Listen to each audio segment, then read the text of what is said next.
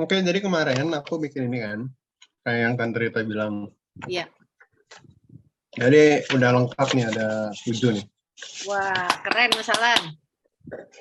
Yang paling sering kelihatan pertama adalah lunas cicilan mobil. Oh. Sangat obvious banget. Itu nomor 1 loh, dari 7 hari nomor 1 semuanya lunas cicilan mobil. Terus yang kedua, yang paling banyak adalah menikah. Yang kedua. Amin. Saya doakan. Jadi doakan. Harusnya pertama ya Mbak nanya ya. Ya mau nggak ada utang baru nikah. Ya benar.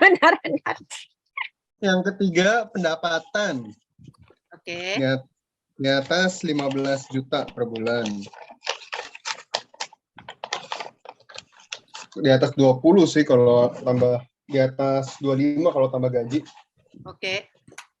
Seperti itu aku, jadi kelihatan prioritasnya lunas utang dulu baru nikah jadinya ternyata ya. Lagi makan. Mungkin boleh diceritakan sedikit biar hati kamu yang lebih berbicara, bukan tabulasi. Kenapa? Ya, kenapa? Lunas utang. Kemudian ini masih punya waktu 1,5 menit nih. Ayo nih kepo nih ibu-ibu nih. Karena agak tiap kali aku gajian, lunas utang, jadi karena tiap kali aku gajian, prioritasnya adalah lunasin utang dulu. Sebelum dipakai buat, sebelum ditabung, dipakai, disedekahin, prioritasnya adalah lunasin utang dulu. Jadi berhutang emang nggak enak, makanya sekarang belum. Makanya mau lunas nih utangnya.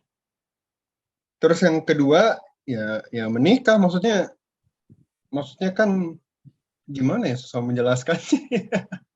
Aku tuh mau punya keluarga. Aku mau punya keluarga kayak keluarganya ayah ya. Jadi ayah emang sangat berkesan sekali, pengen punya keluarga kayak ayah, pengen jadi ayah, pengen punya anak, pengen punya istri yang bisa, maksudnya ya beda lah interaksi antara keluarga, saudara, ibu sama pasangan hidup kan. Gitulah ya. Ada yang tidak bisa diceritakan pada upline-ku tercinta ini.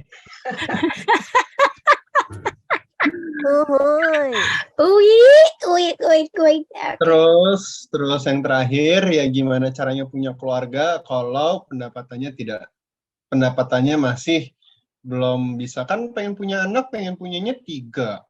Yang pertama pengen kembar, biaya sekolahku mahal, rumah gimana, jalan-jalan nanti gimana, banyak lah yang terjadi, jadi emang harus dipikirin dari sekarang yang gitu-gitu. Oke. Ini adalah 3 dream utama saya. Saya memang nggak masukin pakai amplop Bu, tapi saya ngetik aja lah Bu tiap hari gitu ya Bu. Oke. Nah ini cuma 3 ini sih Bu sebenarnya. Yang pertama saya ingin punya 100 anak yatim asuh. Sebenarnya ini sudah ada di beberapa kali pada saat setiap dream building itu saya tulis gitu ya. Tapi saya kayaknya malah ini belum nulis tahunnya, harusnya saya pakai tahun. Tapi ingin sekali untuk punya anak asuh yatim terutama ya. Dan ini masih ada banyak yang membutuhkan di tempat di mana keluarga saya berada sebenarnya. Yang pertama adalah daerah asal ibu saya di Yogyakarta. Kemudian yang kedua adalah daerah di mana suami besar itu di daerah desa namanya Gunung Halu di Jawa Barat. Dan yang ketiga adalah di Indonesia Timur. Kenapa? Karena Indonesia Timur ini tempat di mana saya punya aspirasi untuk membangun masyarakat yang memang punya kecintaan untuk melestarikan budaya tradisi kain tradisional. Assalamualaikum warahmatullahi wabarakatuh. Waalaikumsalam. Makasih Pak Bimo, makasih Bu Nini. Perkenalkan, nama saya Amelia, latar belakang arsitek, sekarang sudah full time mother asal Kabupaten Pindrang, Sulawesi Selatan. Jadi 3 poin hal yang menggerakkan Ame untuk stay di bisnis ini itu yang pertama itu yaitu Ame ingin sekali membahagiakan kedua orang tua karena mungkin sampai saat ini Ame belum bisa membahagiakan kedua orang tua ya. Jadi itu betul-betul yang paling menggerakkan Ame yang terutama. Yang kedua itu, Ame pengen sekali memiliki banyak tabungan karena ingin memenuhi segala kebutuhan dan keinginan anak-anak dan orang tua. Apalagi saat ini Ame ingin mengumpulkan biaya untuk persiapan kuliah E-nya anak Ame pertama, insya Allah. Terus yang ketiga itu Ame ingin lebih banyak bersedekah ke banyak tempat. Mudah-mudahan insya Allah nanti Ame bisa menggapai apa yang Ame inginkan saat ini, impikan. Makasih Bu Nini, Pak Bimo. Assalamualaikum warahmatullahi wabarakatuh. Terima kasih waktunya. Terima kasih untuk LCC hari pertamanya yang luar biasa juga. Saya mau sharing tentang impian.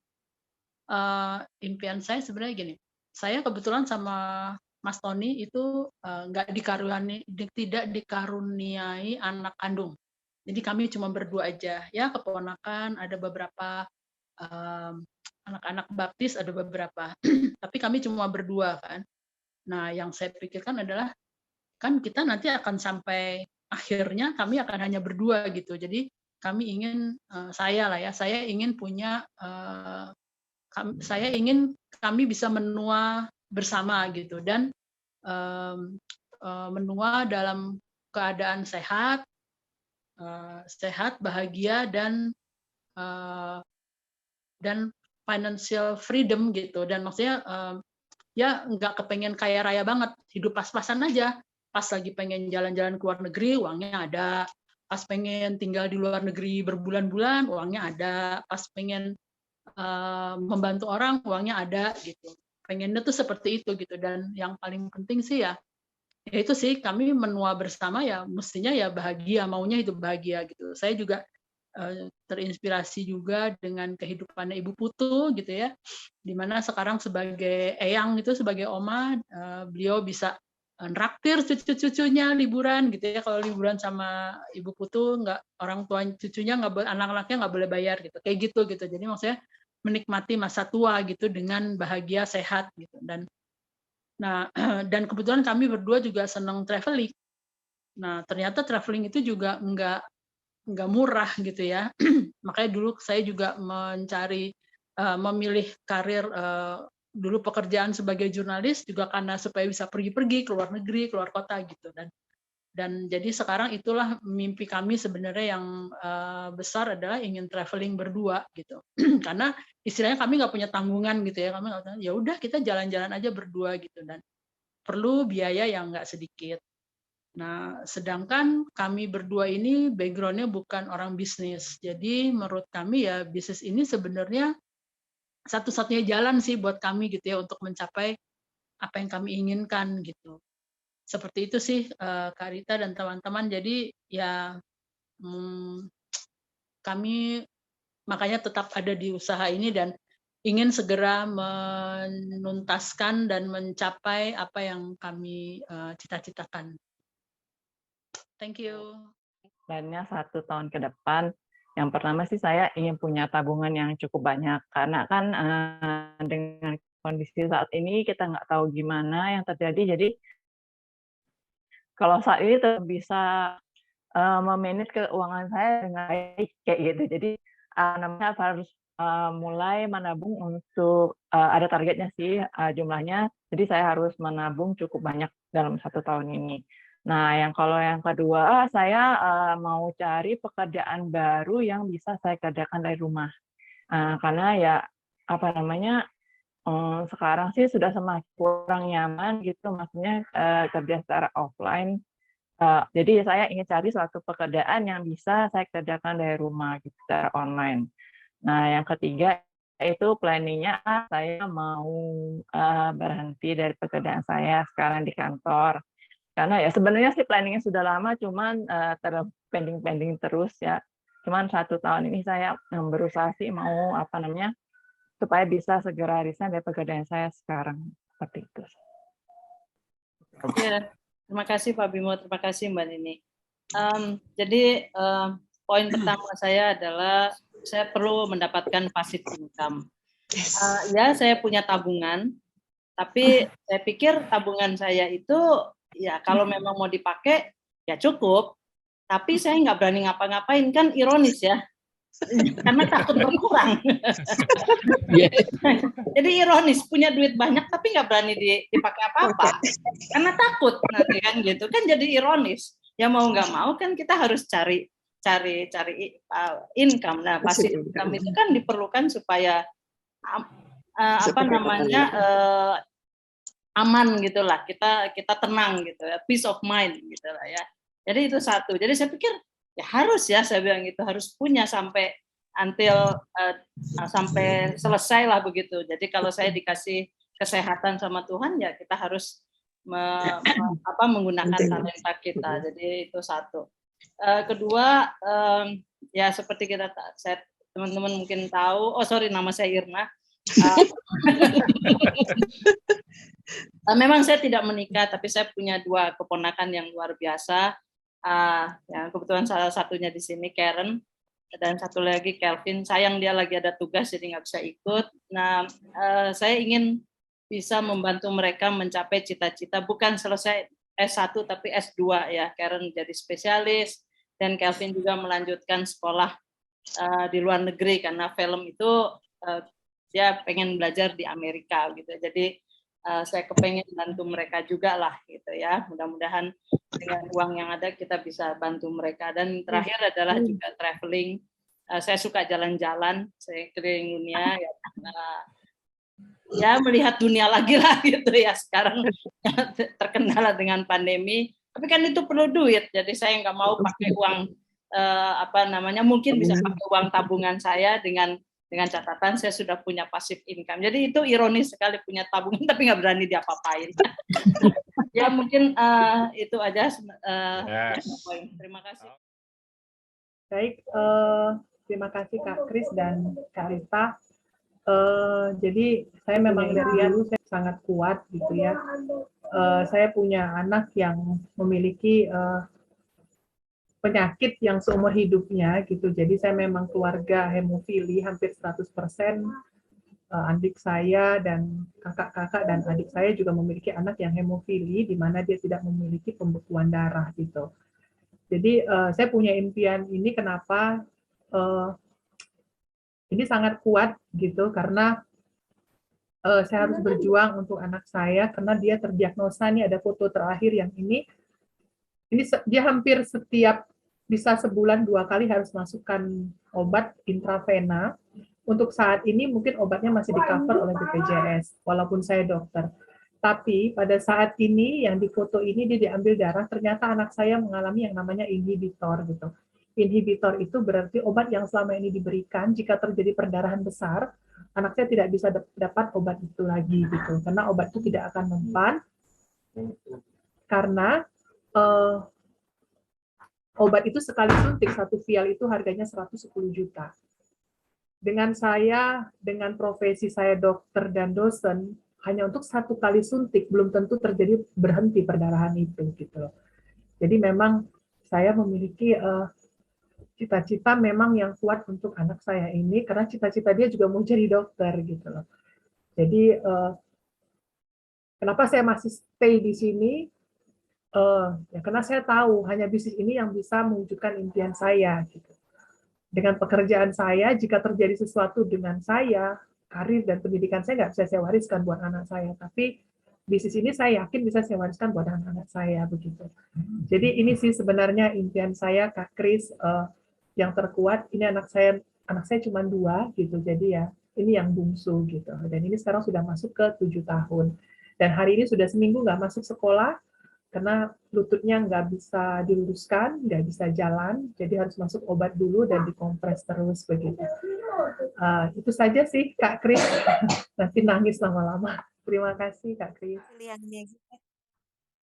Saya pengen punya quality time sama keluarga kecil saya ini, apalagi dalam waktu dekat, insya Allah akan nambah anggota keluarganya ya. Menyadari sekali dengan kesibukan saya sekarang, saya ketemu sama anak-anak hanya dalam waktu 1-2 jam aja per harinya. Jadi mereka saya siapkan bekal anak-anak pagi-pagi, mereka pulang mandi, siapkan cemilannya dan makanannya, habis itu saya pergi praktek sampai pulang malam. saya ketemu mereka, mereka udah tinggal sikat gigi tidur gitu. Rasanya kayaknya nggak worth it ya buat saya ya.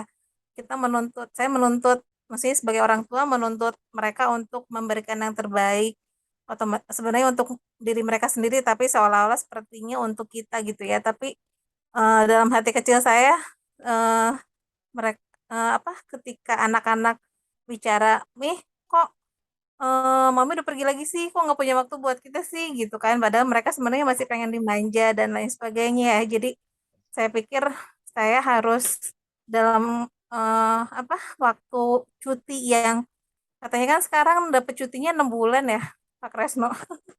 Itu walaupun teman saya pada bilang jangan lama-lama, tapi saya benar-benar mau memanfaatkan waktu. Entahlah dikasih cuti 3 bulan apa 6 bulan, tapi mau memanfaatkan waktu membangun bisnis ini supaya saya punya waktu yang berkualitas sama anak-anak saya ya, enggak cuman sempat menyediakan makannya atau cemilannya aja gitu, tapi bisa ngobrol, bahkan sholat berjamaah dan ngaji bareng seperti itu ya, karena sekarang saya rasa itu udah hampir nggak ada ya kalau buat saya gitu ya. Gitu. Seperti itu Pak Kresno. Hal yang ingin saya capai 12 bulan ke depan, yang pertama mandiri finansial. Jadi saya mulai sekarang harus mempersiapkan dana pendidikan untuk anak saya. Kebetulan saat ini sudah kelas 5 SD, jadi saya harus preparing untuk 2 tahun ke depan dia akan memasuki SMP. Yang kedua, saya ingin membahagiakan orang tua saya, yakni mama saya yang tinggal satu-satunya. Yang ketiga, saya ingin mengupgrade diri saya sendiri, maintain diri saya, improve diri saya setiap hari. Itu aja, terima kasih. Ini Faira. Nah, saya belum tahu persis cita-citanya jadi apa, tapi katanya ingin jadi arsitek gitu. Nah, ini dia senang gambar, senang berkarya, dan juga dia senang matematik. Jadi dia suka ikut olimpiade matematik gitu, Pak. Jadi dia kesenangannya nih dan hobinya lebih banyak dibanding kakaknya gitu. Jadi saya juga merasa beruntung juga saat pandemi ini banyak yang bisa saya kerjakan bareng sama Faira. Bisa olahraga bareng, bisa steameran wajah bareng, bisa kemarin jalan-jalan ke Taman Safari, dan dia juga hobi makan, Pak. Jadi saya juga harus masakin ya makanan yang dia juga seneng atau favorit gitu, Pak. Jadi intinya sih di sini juga saya perlu waktu dan perlu uang ya, artinya bebas uang dan bebas waktu seterusnya, Pak, gitu, untuk bisa mencapai impian mereka juga. Dan mungkin yang lebih ini Pak, waktu jadi kemarin bulan Mei mertua Yanti, yaitu ibunya Indra, sudah meninggal. Jadi orang tua yang betul-betul yang harus istilahnya Yanti berlomba dengan waktu ya ini, Pak. Jadi Papa Mama Yanti jadi betul-betul betul-betul harus punya waktu gitu, Pak, karena sering deg-degan, sering merasa apakah waktunya cukup apa enggak gitu untuk membahagiakan Papa dan Mama. Jadi ini juga termasuk yang di fiskal ini betul-betul deg-degan ya, Pak, karena banyak sekali kita diuji dengan masalah kesehatan orang tua, baik dari Indra dan juga Yanti, Pak. Selamat sore semuanya, selamat sore Bu Pem, Pak Frans, dan teman-teman. Di sini saya ingin sharing impian saya untuk 12 bulan ke depannya, setahun ke depan. Mungkin sudah lama impiannya, tapi saya ingin sekali punya kendaraan roda 4, mobil, karena situasi saya saat ini untuk antar jemput anak-anak sangat jauh dari tempat sekolah dan rumah, ya sekitar 12 km. Jadi kalau pulang tuh selalu anak-anak pada tidur di motor, jadi depan dan belakang tuh ya sangat berbahaya sekali. Jadi saya kadang-kala menangis di jalan untuk itu. Jadi impian mungkin walaupun mungkin mobil bekas atau apa, yang penting saya punya ingin punya mobil seperti itu. Mudah-mudahan dalam 1 tahun ke depan bisa didapatkan. Ya, saya yakin lewat bisnis ini mungkin saya bisa dapatkan. Itu saja, mungkin masih ada impian yang lain, tapi yang paling utama buat saya saat ini untuk memiliki kendaraan itu, karena buat anak-anak. Itu saja. Oke, terima kasih kesempatannya nih. Sebetulnya ya memang bukan klise ya, sama mungkin sama dengan Dr. Robert. Umur saya 55 dan saya sudah bosan sekali dengan profesi lighting designer, apalagi dengan di kantor yang memang posisinya itu, saya lihat kemarin di ini draft gajian direktur 1, direktur 2, senior manager, senior designer. Nah, senior designer itu saya. Jadi nggak bisa lagi ngangkat direktur, soalnya yang punya gitu. Itu no karir gitu. Dan di bawah saya adalah junior designer yang baru cuma 5 tahun, 6 tahun. Sementara saya udah 28 tahun mungkin di situ. Dan nggak ada karir ternyata. Dan nggak punya tabungan ternyata. Nah, itu yang bikin saya selama 7 hari ini itu terus yang terulang gitu. Itu terus yang kayaknya mesti segera tahun depan, tahun fiskal, saya mesti punya penghasilan sendiri biar nggak ada rasa hutang budi dan nggak ada rasa karena temen saya ikutan di usaha ini, di usaha profesi itu dan saya diem aja gitu. Bahkan mungkin lebih besar silver producer daripada lighting designer gitu secara finansial gitu. Selama itu gitu, waduh itu bikin sedih banget, baru sadar. Dan junior pun malah melihat saya, kok Pak Ocha senior designer kok begini-begini aja, aduh sedih banget gitu. Dan apalagi ya dengan keadaan seperti ini dan tidak ada, saya udah males sebenarnya untuk dimarahin klien atau disalahin, pasti akan mencari-cari kesalahannya atau dengan ya pokoknya dengan ada kesakit hatian. Makin tua itu sebenarnya jadi baper kan, jadi baper dan tidak berkembang akhirnya gitu. Jadi monoton itu aja yang dicari adalah itu aja. Nah, itulah yang membuat saya nggak pengen lagi untuk di corporate, apalagi dengan tidak ada karir. Itu sangat tidak menguntungkan selama 28 tahun ini. Dan pengennya segera untuk keluar, biar pastinya harus lebih dari penghasilan di Litak dan di Litak ya, ini saya Litak ya. Jadi itulah yang kedua, memang pengen fiskalnya lebih tingkatnya, pengen lebih silver producer lah minimal untuk fiskal 2023. Dan tadi juga pilihannya sama Bro Marsha adalah kuda gitu. Dan saya pengen family saya itu lebih baik, itu aja sih. Gitu mungkin udah 20 menit lebih.